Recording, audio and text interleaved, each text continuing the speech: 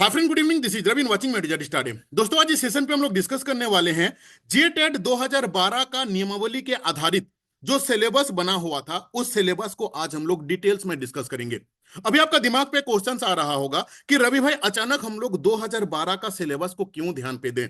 देखिए, ये news clip आज का है एंड आशा करता हूं कि अभी तक हर एक स्टूडेंट्स के पास में पहुंच चुका होगा थ्रू डिफरेंट व्हाट्सएप ग्रुप। ठीक है, इसमें एक लाइन मेंशन किया हुआ है कि सिलेबस वर्ष 2012 की नियमावली के अनुरूप रहने की तैयारी है। तो आपको ये जानना जरूरी है कि 2012 में जो जेटेट एग्जाम का नोटिफिकेशन आया हुआ था, जिसका एग्जाम 2013 में हुआ था, उसमें कौन कौन सा टॉपिक मेंशन किया हुआ है। ठीक है, साथ में आपको मैं ये भी दिखाऊंगा कि उस एग्जाम का जो कठिनाई, ये आपका उसका क्वेश्चन पेपर है, उसका कठिनाई का स्तर क्या था। साथ में आपको मैं ये भी समझाऊंगा कि जो न्यू एनईपी यहां पे ऐड होने वाला है, क्योंकि 2012 में तो एनईपी 2020 था नहीं। ठीक है, सो अभी प्रेजेंट पे जो नया सिलेबस आएगा 2012 का, जो सिलेबस को अगर कॉपी किया जाएगा, इसमें एनईपी का क्या रोल रहने वाला है, इन सारे पॉइंट्स को हम लोग डिस्कस करेंगे। ठीक है, इसको डिस्कस करने से पहले इसको मैं आपको थोड़ा सा समझा दूं कि कल होने वाला है एक मीटिंग। देखो, इसमें क्या लिखा हुआ है कि झारखंड शिक्षक पात्रता परीक्षा नियमावली में बदलाव को लेकर गठित कमेटी की बैठक 8 मई को होगी। ठीक है, कल होने वाला है। हालांकि आज मैं वीडियो बना रहा हूं 5:30 बजे, अभी तक कैबिनेट का बैठक आज हुआ नहीं है।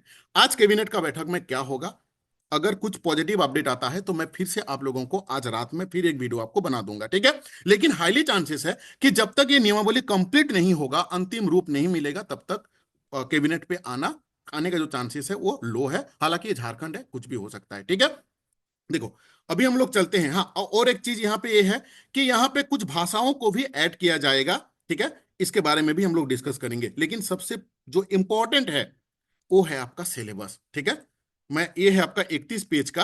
हाँ, मेरा वीडियो का डिस्क्रिप्शन बॉक्स में मेरा व्हाट्सएप ग्रुप का लिंक, टेलीग्राम का लिंक डाला हुआ है।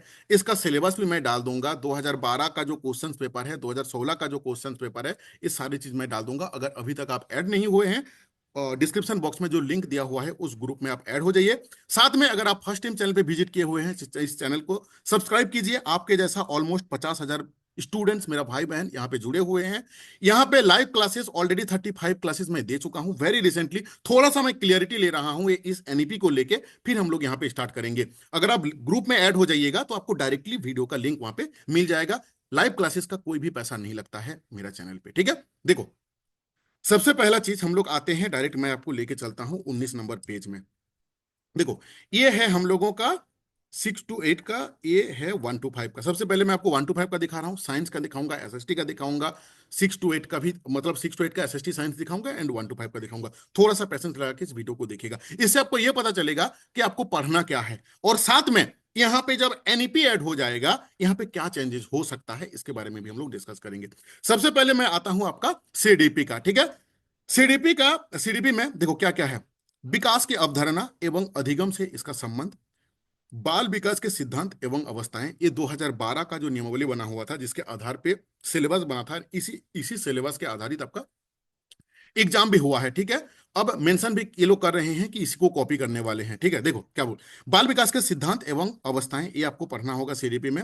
बाल केंद्रित शिक्षा पढ़ना होगा, सृजनात्मकता पढ़ना होगा, व्यक्तित्व भिन्नताएं पढ़ना होगा, सतत एवं व्यापक मूल्यांकन पढ़ना होगा, विशेष आवश्यकता वाले बच्चे की शिक्षा, बेसिक बेसिक सा कॉमन टॉपिक्स दिया हुआ है। ठीक है, देखो, साथ में आपका शिक्षा शास्त्र के अंदर में बच्चे कैसे सोचते हैं और सीखते हैं, इसके बारे में भी पढ़ना है।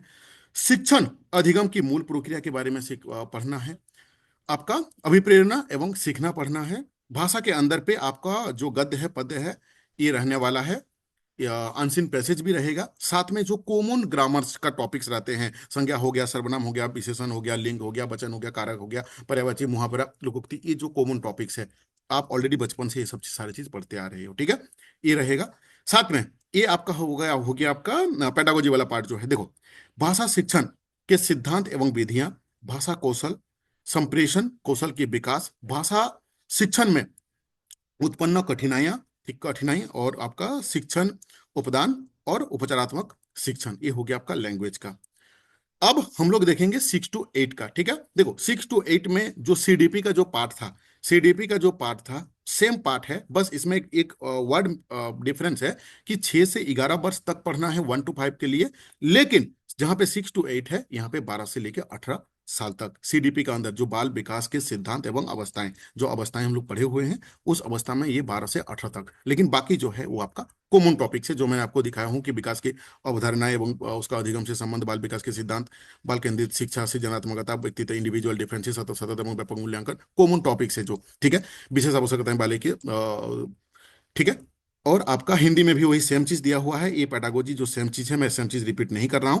हाँ देखो, यहां पे आ गया अब आपका मैथ। देखो ये वाला जो मैथ है ना, ये बेसिकली 1 to 5 का मैथ्स है, ठीक है। यहाँ पे आपका नंबर सिस्टम, आपका कंसेप्ट ऑफ नंबर दिया हुआ है, होल नंबर, रेशनल नंबर, ठीक है, घातांक दिया हुआ है, नेगेटिव नंबर दिया हुआ है, फ्रैक्शन दिया हुआ है, वर्गमूल, घनमूल, घन, जो बेसिक जो कॉमन सारी चीज है, बाइनरी नंबर दिया हुआ है, बीजगणित भी दिया हुआ है, अंकगणित के अंदर में दिया हुआ है, ठीक है, ज्यामिति वाला है। ये जो पार्ट है ये बेसिकली क्या है ना, ये बेसिकली 1 to 5 के लिए था, ठीक है। अभी मैं आपको जो दिखाऊंगा ये आपका 6 to 8 का है, बहुत ज्यादा डिफरेंस नहीं है, लगभग लगभग सेम टॉपिक है, थोड़ा सा ज्यादा है। वही number system, concept of number, whole number, rational number, घातांक है, ठीक है, आपका ऋणात्मक संख्या है, फ्रैक्शन है, घनमूल, वर्गमूल, ये जो कॉमन टॉपिक्स हम लोगों का रहता है, वर्ग, वर्गमूल, ठीक है, रूट हो गया, बाइनरी नंबर हो गया, बीजगणित हो गया, अंकगणित के अंदर में आपका अनुपात समानुपात हो गया, एक एक नियम हो गया, प्रतिशत हो गया, लाभ क्षति हो गया, आपका सिंपल इंटरेस्ट, कंपाउंड इंटरेस्ट हो गया, डिस्टेंस एंड टाइम हो गया, ठीक है, जो कॉमन टॉपिक्स आप पढ़ते हो ज्यामिति के अंदर पे जो कॉमन टॉपिक्स हैं वही सभी, बहुत ज्यादा एडवांस कुछ यहाँ पे है नहीं, ठीक है। क्षेत्रमती आयकर, क्षेत्रफल, बेसिक चीज जो दिया दिया हुआ रहता है, ठीक है। और आपका मैथ का भी पेडागोजी वही सेम है, गणित की प्रकृति अमुक स्वरूप दिया हुआ है, गणित शिक्षण की विधियां दिया हुआ है, गणित शिक्षण की समस्याएं दिया हुआ है, निदानात्मक और उपचारात्मक, ठीक है। जो अगर कोई सीटेट का बच्चे हैं वो बिना पढ़े भी ये वाला पोर्शन को पास हो जाएंगे, डोंट वरी।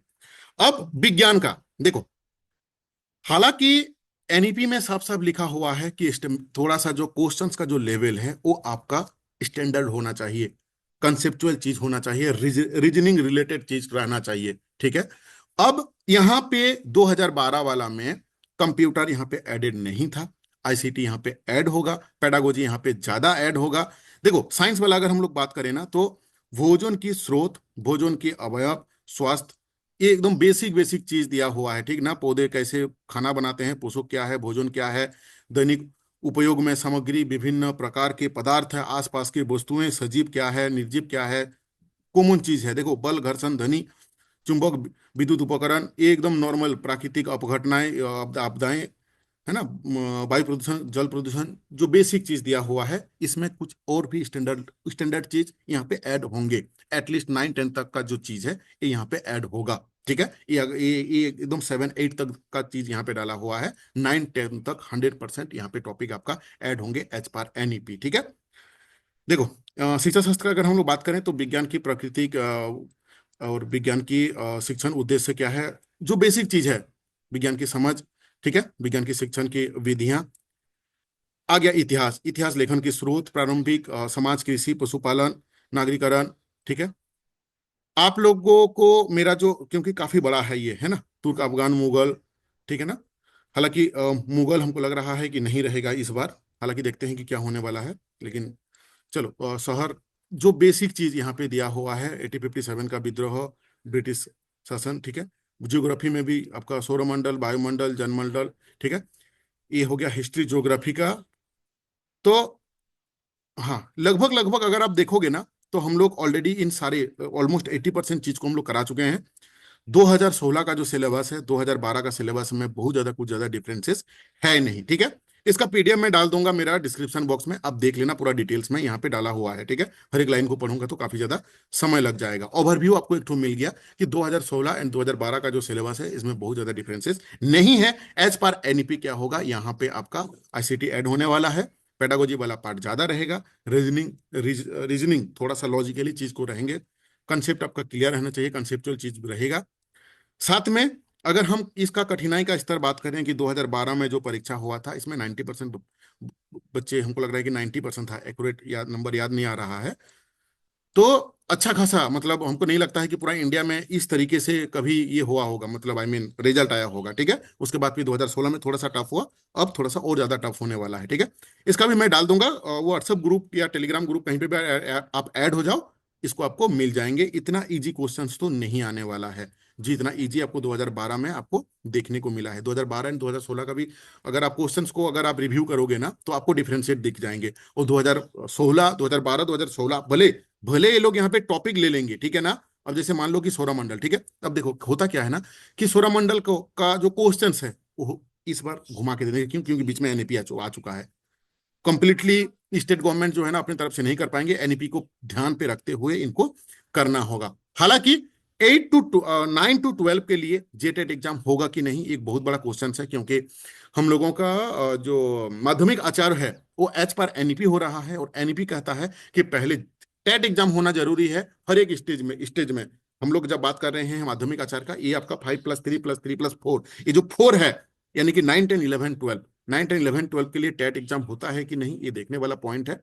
और एनईपी के आधार पे ग्रेजुएशन प्लस बीएड, ये आपका 9 to 12 का एलिजिबिलिटी क्राइटेरिया है। देखने वाला बात है कि आने वाले दिन पे जब इसका नियमावली बन जाएगा, नियमावली आ जाएगा, तब और ज्यादा हम लोगों को क्लियरिटी मिल जाएगा। मैं माध्यमिक आचार्य का बात कर रहा हूँ, ठीक है।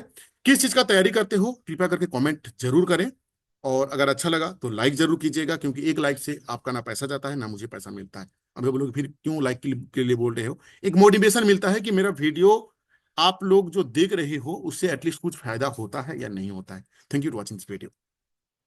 हाँ, और एक चीज ये आज होने वाला है, ठीक है। मैं चला गया 7 मई को। देखो 7 मई को झारखंड कैबिनेट की बैठक, अहम, पता नहीं अहम में कौन कौन सा है, देखते हैं। हालांकि जेट आपका जो असिस्टेंट प्रोफेसर के लिए उसका नियमावली के ऊपर में मुहर लगने वाला है। कब लगेगा ये नहीं बोलना मुश्किल है। जेटेट के ऊपर में साथ में आपका जो माध्यमिक आचार, 3 हम लोगों से रिलेटेड है, मतलब रिलेटेड टू स्टूडेंट्स। और बाकी देखते हैं, रियल टाइम पे पता चलेगा। और अगर आज कुछ भी होता है तो आई मीन अपडेट आता है तो मैं आपको जरूर बताऊंगा। Thank you to watching this video.